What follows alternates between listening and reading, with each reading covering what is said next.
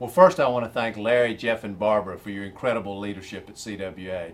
You've done a remarkable job, and I'm also very proud of the work the CWA is doing out there helping working families all over this country. You should be very proud of what you do. And I also want to take just a minute to talk about three big issues that I know are important to CWA. They're hugely important for the future of America, will be hugely important to me as President of the United States. First, the Employee Free Choice Act. My view is that we cannot strengthen and grow the middle class in America without strengthening and growing the organized labor movement. It will not happen, which is why I've actually been out there in the trenches with your union and 22 others helping organize thousands of workers into unions. I'm proud of that. I think it's important not just for the unions and its members, but important for the future of the country. And I actually want to be the President of the United States who grows the union movement in this country, a president who's willing to be an advocate for growing the union movement, because it is enormously important to the long-term economic security of the country.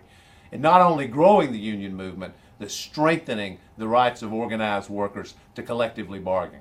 For example, I believe that we should ban the hiring of permanent replacements for strikers and make that the law of the land. No scab should be able to walk through a picket line and take your job away from you.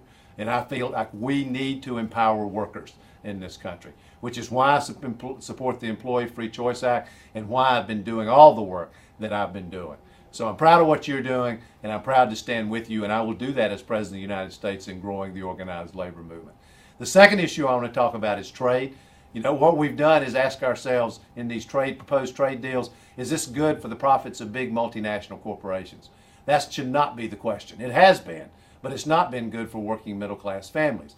So what I want to ask as President of the United States is this trade deal, this proposed trade deal, good for working middle class Americans? That will be the first question, and that'll be the threshold. Because if it's not, the trade deal is not a good trade deal. And we also need labor and environmental standards in the text of the agreement.